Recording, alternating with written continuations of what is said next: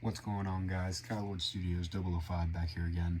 And today I'm going to be doing a look back at Beyblade X Year 2, what I believe worked, what didn't work.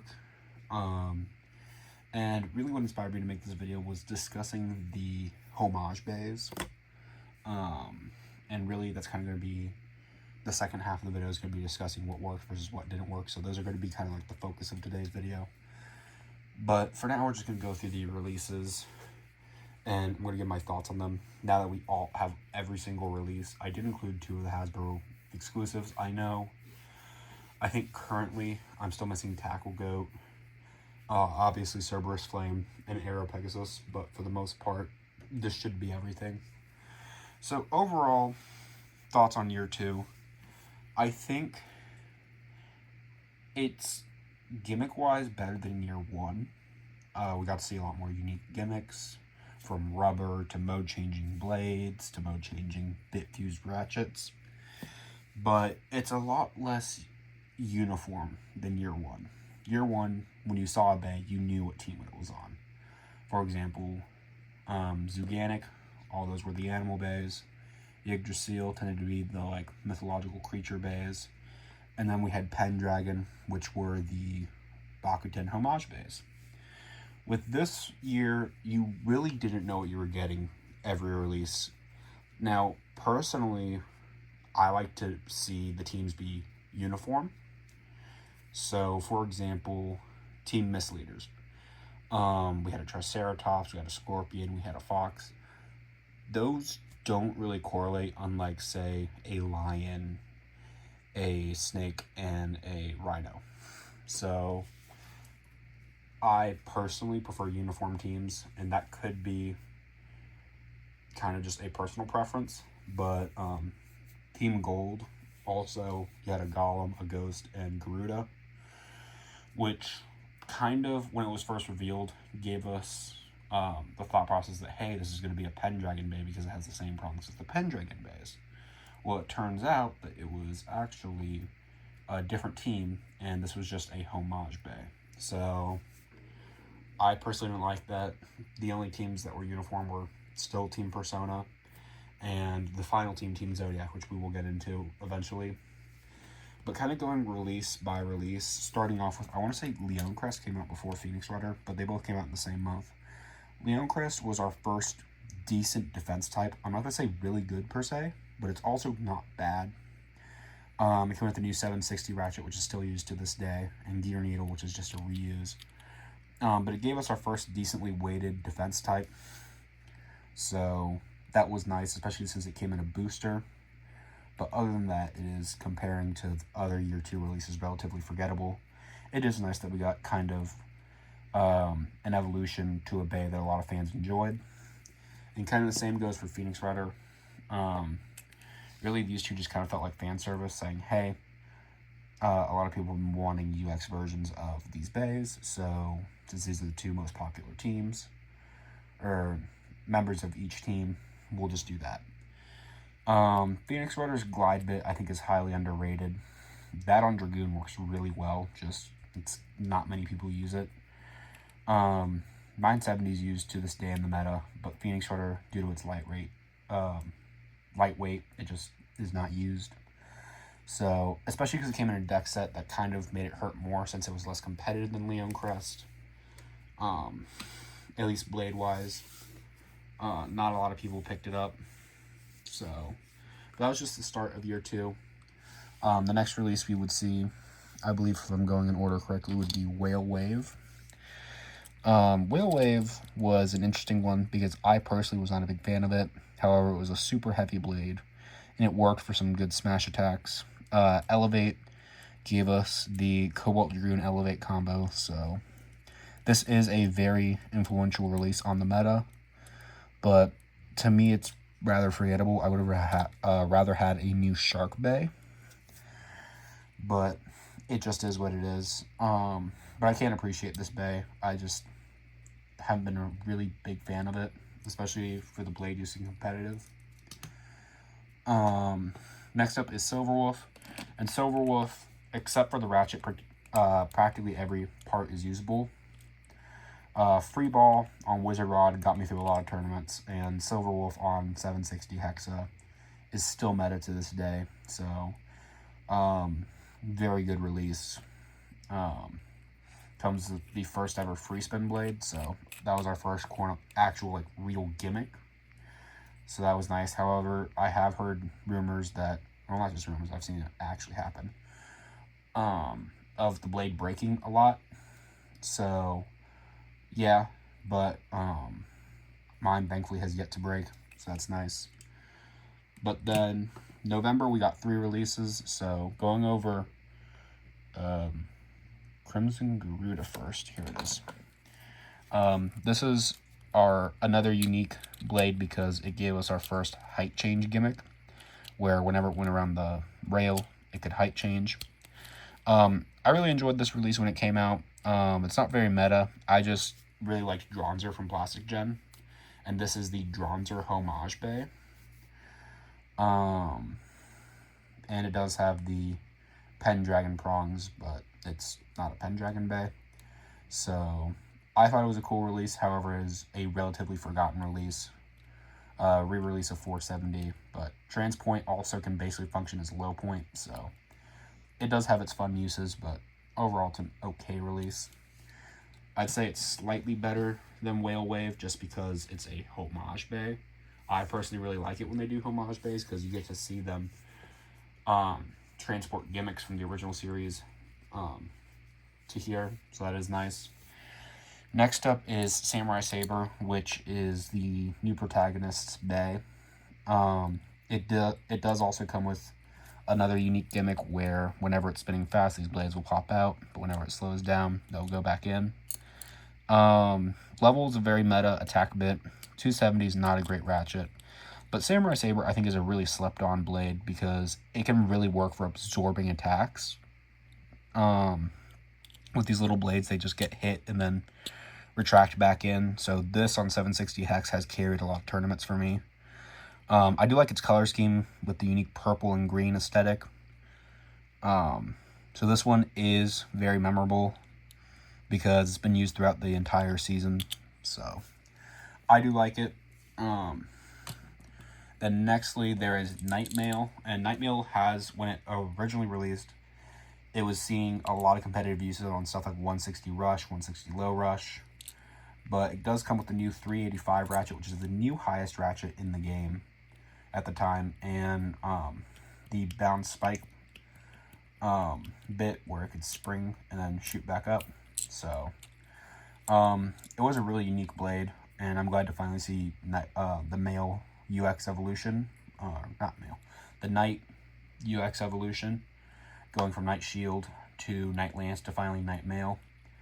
And it does have the kind of Jade Jupiter metal balls gimmick, so that is pretty cool. I just personally didn't use it much when it first released, and I still probably don't use it, but it did have its good attack usage when it first released.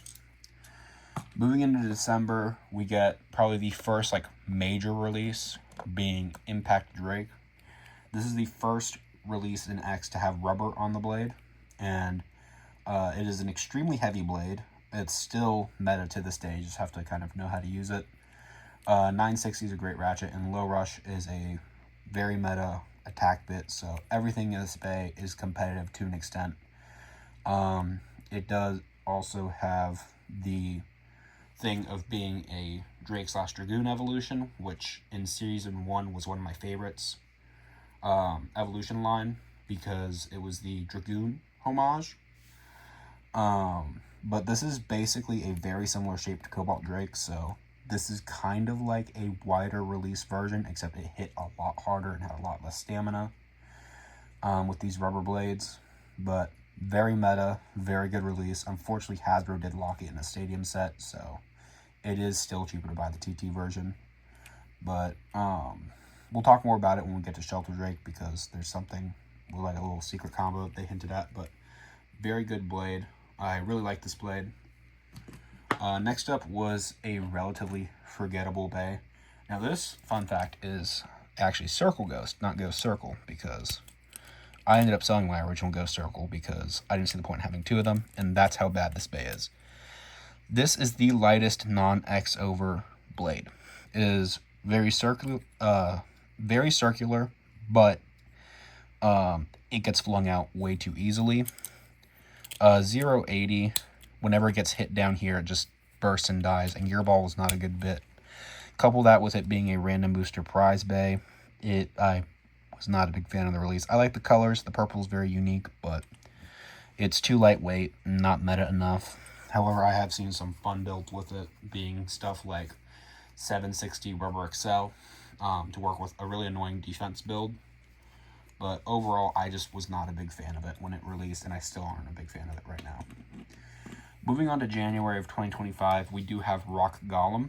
Now, this is kind of another slept-on release because Rock Golem is used for a lot of like non-meta attack stuff. Pair that with Underneedle, which is the lowest bit in the game currently, and 160, and it's kind of like, it gets overlooked a lot, but it isn't a bad release per se. It's just there were more competitive stuff than it.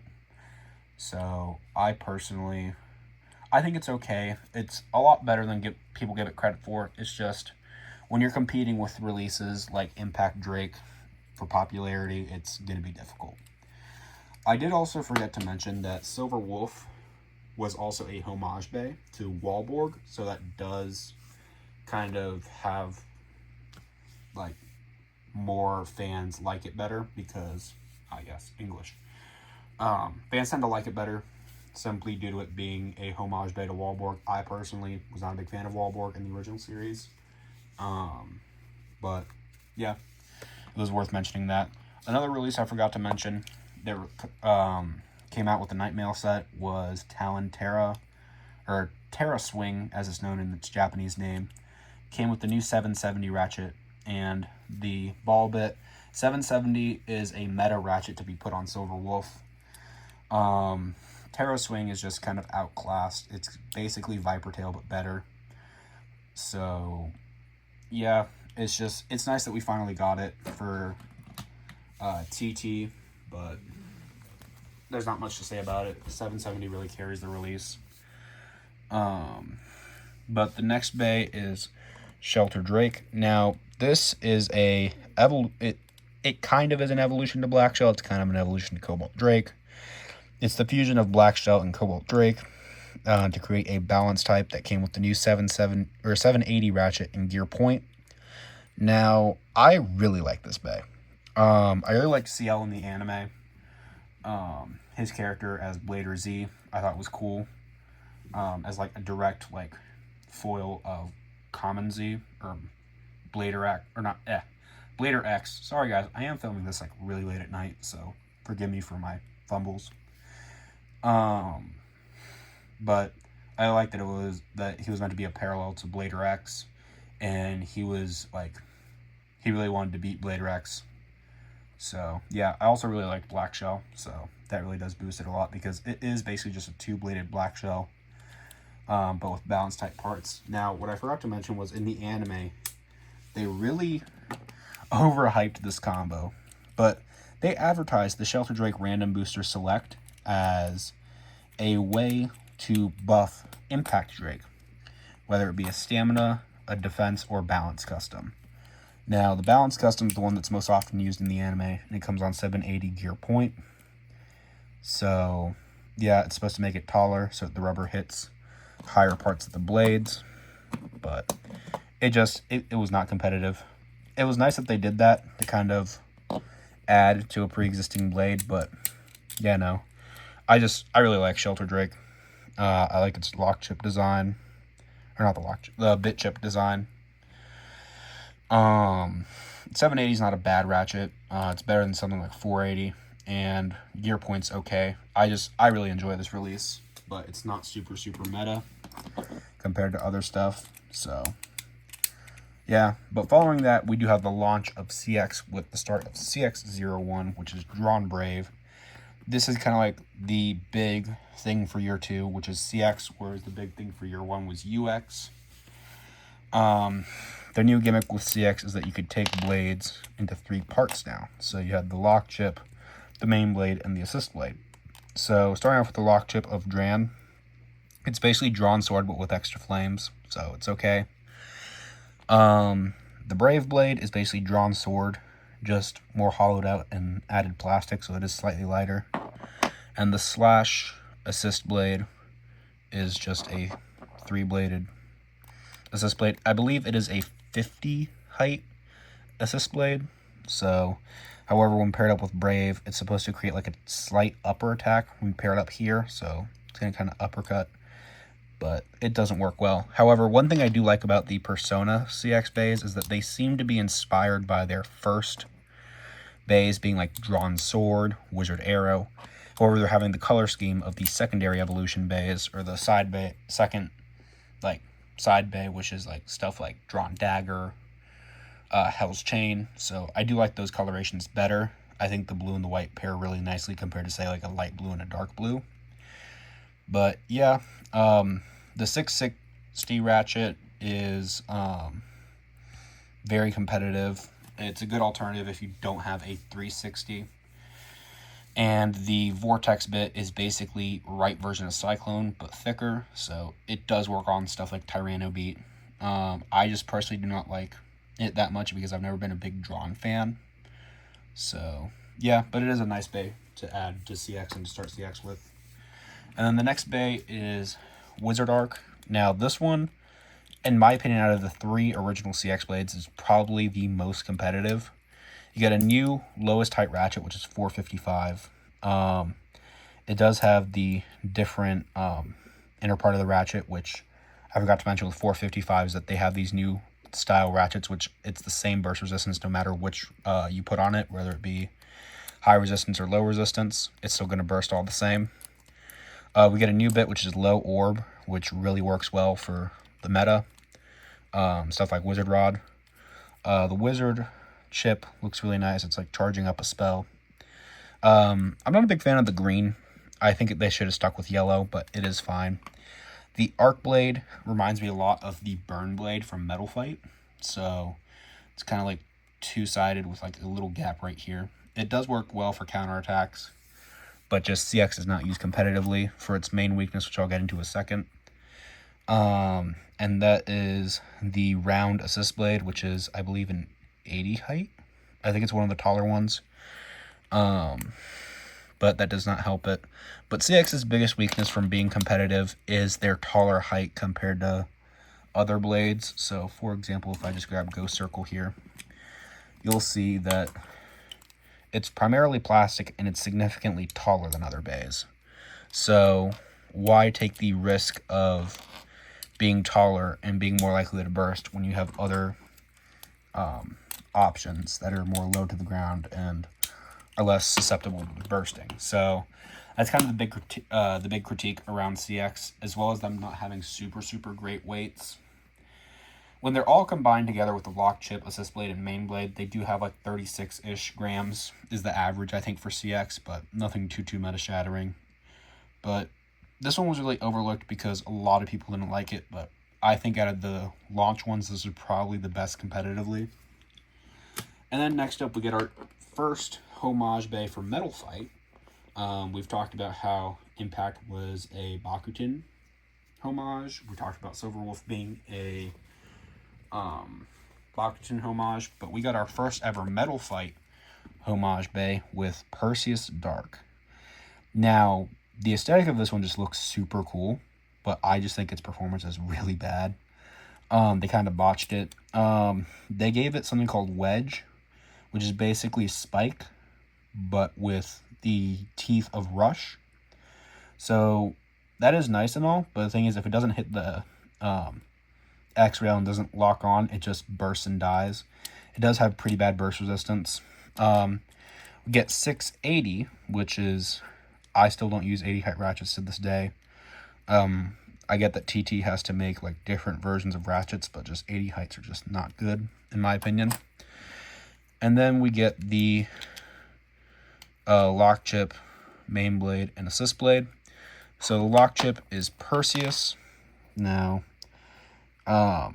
if you look way in the back there, behind Perseus's like helmet, you can see that there's a little hexagon. That is to reference face bolts for Metal Fight. So it's a little face bolt logo. I think this one looks really nice. It's like a metallic purple. The Dark Blade is basically Night Lance, just slightly rounder. So I do believe it's supposed to have like a similar gimmick to Wise Tiger, where it's like, okay, it's the push down defense, direct defense, and then angled defense when it's like upper defense, something like that. Where it's supposed to be all three forms of defense. But just like Wise Tiger, it's bad at all three of them. The bumper assist blade, however, is a really good assist blade. It does have its competitive uses. However, it has recently been beat out by Cerberus Flame. So, yeah. But for the most part, this on Wizard actually does work as a pretty good defense type. So, yeah. But overall, it just is not good enough. In my opinion, it's just not a great release. But it is really carried by that Metal Fight nostalgia, guys. When I get into the overall homage bays for Metal Fight, which is probably going to be at the end of the video, I'm going to talk more about it. But overall, it's probably the worst out of the three main CX blades. But aesthetically, it's one of the best. Next up, we'll get to the April releases, which I'm going to start out with Hell's Reaper, because this is the one that they were advertising the most. This is the Hell's Evolution, and this one's actually kind of different from the Drawn Evolution, where it does seem inspired by Hell Scythe, but it is a lot more aggressive. So starting off with the Reaper Blade, it is basically a big square. So Hell Scythe was square, but it did have 4 blades, but it was more rounded off than this. You're supposed to kind of push down opponents with like the scythe blades. And we got our first ever gimmick assist blade with Turn. Turn's gimmick is that it had a little plastic piece that you can pop out and then just rotate. And this is supposed to be like, it pushes down, and then if you flip it over, it upper attacks. So one was more for defense and one was more for attack. Now, stock-wise, they show it in this mode, so I'm going to switch it back over to this mode. And it is one of the better assist blades you can get. Still probably the second best assist blade, only behind Wheel now. And the Hell's Lock Chip looks really cool. It's kind of like a more front-facing version of Hell's Chain. And it does have the black coloring from Hell's Chain. So I do really like the color scheme of this really well. This is probably, aside from like Cerberus, my favorite CX bay. It does come with the 470 ratchet, which is reused, so not great, especially because it's a 4-sided ratchet. It does come with a new bit called Kick, and Kick basically is a mix of hexa and tapered, so these little grooves here kind of push it off the X line. So kind of counterintuitive when you think about it. 8-bit is supposed to lock onto the X line versus like kicking off the X line. So yeah, it wasn't a very competitive release. I think Reaper is the lightest blade, the lightest main blade, but I really liked it just because of the aesthetic and the fact that it's an evolution to one of my favorite bays. But moving on, we get to Scorpio Spear, which was also the April release. And this, when I first saw the reveal of it, I'm like, okay, whatever, it's another UX blade. But this is, not counting Valkyrie Blast Wheel, the heaviest blade in the game. Now, its gimmick is, it starts in 6 blades, and then whenever you have a bit connected to it, whenever it goes around the X rail, it turns to a 3-bladed mode. So I thought that was really cool. You cannot launch it in its 3-bladed mode, but it is what it is. 070 works really well on Wizard Rod, from what I've tested. It is nice that we're getting other 0-sided ratchets that were not just 080. And Zap is basically Point Excel, so it's okay. It's not super great, but it's not bad either. This was just a really good release to pick up, and it's worth noting that this did come with a longer ripcord launcher. Oops. So, kind of like the Samurai Saber one, where Samurai Saber did release in a set that came with a hold launcher, which is basically a grip mixed with a ripcord launcher. This came with a ripcord launcher that came with the longer winder.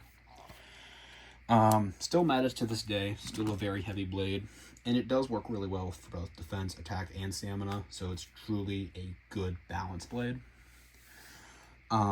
Next up is May, and May has Fox Brush, which I personally am not a big fan of. I do not like the 9 blades. I just don't think it works well. It's kind of like Drawn Dagger, but in CX. However, with Fox Brush, you do have each blade slowly getting bigger until you get to one big point up here. It does come with Gear Rush, which is nice. Nice to have another rush bit. 970 came on Phoenix Rudder. And the Assist Blade Jaggy does see a lot of use whenever CX is used because it is very pushed in, so the metal is making more contact. So it's not horrible. Brush is a very uneven blade. It reminds me a lot of Death Scyther from Burst. But I think it looks aesthetically really good. It's very bad competitively, in my opinion. And the Fox Lock chip, again, looks very nice. It's all in a pearl white, so yeah. But overall, a lot of people were hyped about this release. I really did not care about it. But fun fact, this leaked back in January, and we didn't get it till May. So that was kind of funny that we saw what CX looked like a long time before we actually got it. So yeah. Next up, the June release was Triceratops, and this one just was very much overlooked. It came with Bound Spike, re-released from the Nightmail set. This was basically Triceratops was kind of like a more circular Leon Claw, very 5-bladed, defensive. It wasn't super heavy or anything. The larger launcher prongs were really what was advertised for it. But the big selling point was the first ever metal ratchet. So this is M85, which is kind of like 585, but with metal in it. And it is, I believe, 10 grams. So if you want to build really heavy combos, this is the bay to do so with. However, you are at an 85 height, so it's not going to be as good as, say, a 55 height. But, it was a fun little gimmick one, just kind of to hold us over for the July release, which we're about to get into. But I just think that it was probably the weakest out of Team Mace leaders. So, yeah, very much overlooked by the July release, which we finally have Pegasus Blast. Now, this is the main July release. I do not have the other one because my shipment has been delayed, which was Cerberus Flame, but I can talk about this one. This, in my opinion, is such a hype release because I don't really care about the competitive. I really like a part that not many people seem to like about this is Turbo. This is such a hype gimmick, in my opinion. Turbo is our first ever bit fused ratchet, but not only that, whenever you launch it, it starts at a 90 height, which is the new tallest height in the game, and it starts on a needle. And then, whenever it loses stamina, it retracts into basically Excel gear flat. Is it good? Kind of, if you know how to use it. Generally, it's considered as not great because it also does leave a large gap between the blade and basically a large area for you to hit. However, I have been experimenting with it on Cobalt Drake, and it's not horrible. Let's get into the Pegasus Blast blade. Now, you get the Pegasus Lock Chip, which down there you can see the little green face bolt. This is a homage back to Big Bang Pegasus, and this is the evolution to Arrow Pegasus, so that's another reason why people were hyped about it. The Blast Blade is I think this is our first CX blade that's painted. I could be wrong. I think there was the World Championship ones, but this is like wide release. And this is basically just Arrow Pegasus, but more condensed into a CX blade. This is the heaviest CX blade, I believe it being like 34, 35 grams. This is a really good looking blade. I really like the green metal coat. Very much hyped for this release. And the Assault Assist Blade is okay. It pairs up well on Blast, but they're just better alternatives. It is a 60 height Assist Blade, whereas stuff like Slash is a 50 height Assist Blade. But when paired, you can kind of see it just kind of makes that point better. Or it leaves some gaps here that I think really could have been filled out. But I am very much hyped about this. I was very much happy with this release, and I was hyped for it. It's a very good looking Bay. I can't wait to see what they do with it in the manga and anime. I will say Assault, after a few battles on being on Turbo, it does have kind of a very wiggly burst resistance. However, if I put Turbo on something like Gill Shark here, you'll see it doesn't have that issue. So I think Turbo really wore out my Assault Assist Blade, but this is probably one of my favorite releases of year 2. Is it nostalgia? Yes. It is also semi-competitive. So kind of a good mix of both. I'm still waiting on Cerberus Flame, and that's the last of year 2. But I really like this release. If you can, I highly recommend you pick it up. But next up, we're going to get into the kind of weird Hasbro exclusive territory. Now, I know there's one more, Tackle Goat. That's not supposed to be out till Wave 2. So technically, I'm still good. I got Wave 1. But yeah, starting off with the Stadium exclusive Hover Wyvern, which TT just revealed their version today.